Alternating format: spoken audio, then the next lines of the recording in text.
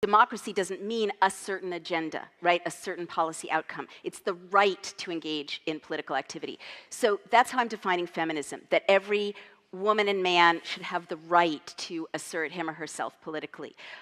So then it's more accurate, I would say, to talk about left-wing feminists, green feminists, conservative feminists. When women, I've heard women talk about free market feminism or about the right to bear arms, and their motivation, or pro-life arguments, their motivation, their reasoning is absolutely, sincerely about raising the status of women as they see it. And I'm not going to say that is not feminism, and only my liberal kind of feminism is feminism. That said, coalitions are so critical. And what I mean is, you want the feminist push to empower all women to express whatever they think is right for them politically, and then you want to build coalitions across party lines on certain issues that unite all women.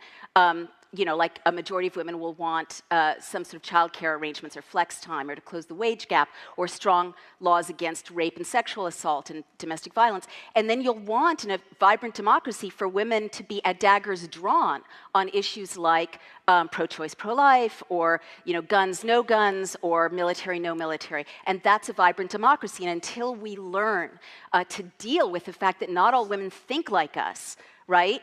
And accept diversity, we will never move forward as a movement. And it doesn't have to be one movement. So you've written that you think people like Sarah Palin should be allowed to call themselves feminists. It's not my partisan definition of my feminism, but I categorically believe that she's motivated by an idea of raising the status of women. Now, I'm going to disagree with her and call her all kinds of names in print, but that's democracy in action. Okay, what do the rest of you think about that, about how prescriptive the term should be, who it should include?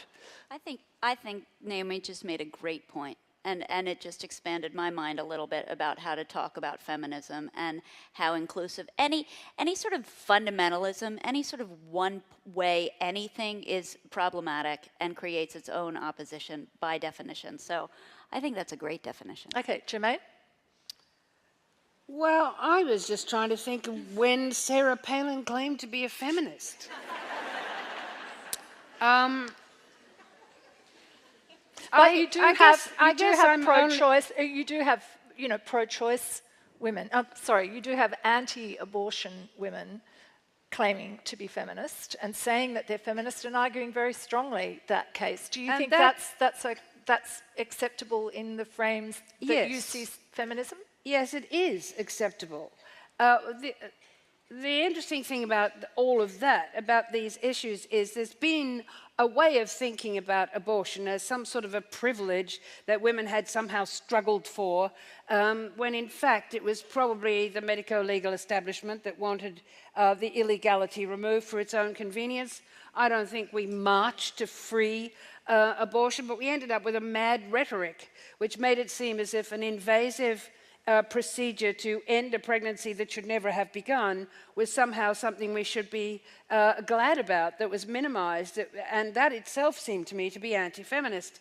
If it was going to be, it is a feminist issue, it is still a feminist issue, and if, by the way, you're interested in your universal rights, you are going to have to think about the rights of the fetus, because they're there. You're right, you are. And you're going to have to see that what happens in that situation is that one set of rights has precedence over another. Right. It's not easy, it's not pleasant, and we wish we could make it different. And we will eventually make it different when we get better relations